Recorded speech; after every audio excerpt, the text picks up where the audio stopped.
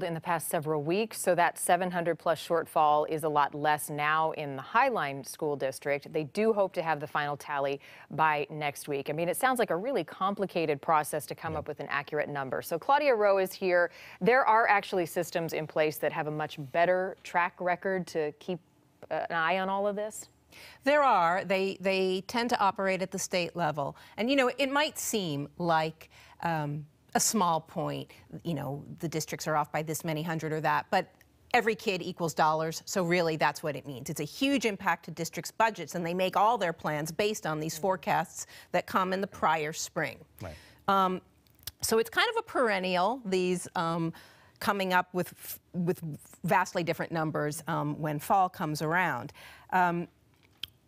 One thing is that there's very little systemization.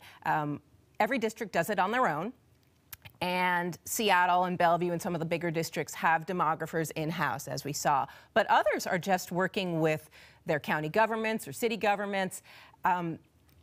One educator told me that he has heard of folks just driving around in a school district and trying to count the number of new playground equipment in a home. It's that unscientific in some smaller rural areas. So just to be clear here, you're saying that not everyone has, or everyone has their own system, and there's no specific standard for counting. There are sort of best practices and sort of adhered to formulas, but so they're using a combination of birth data, census data, building data. When a new high-rise or apartment complex is going up, they take that into account, but it is pretty scattershot. Wow. Oh my gosh. So we need a system that does it all, right? Like a government system. Does that exist? That actually does exist.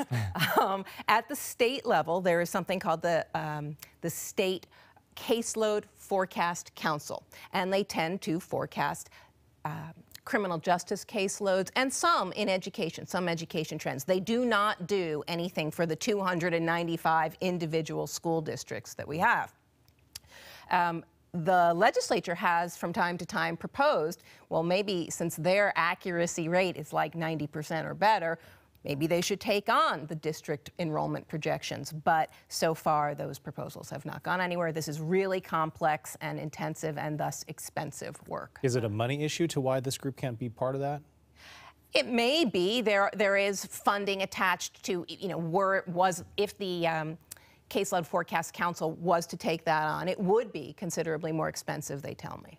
Okay. We know it impacts a lot of families. It sure does. It's more than just shifting teachers. I mean, it's, you know, changing lives. Yeah, and makes the beginning of school extremely chaotic for teachers and kids. Stressful. Yeah. All right, Claudia, thank you. Well, prosecutors have filed a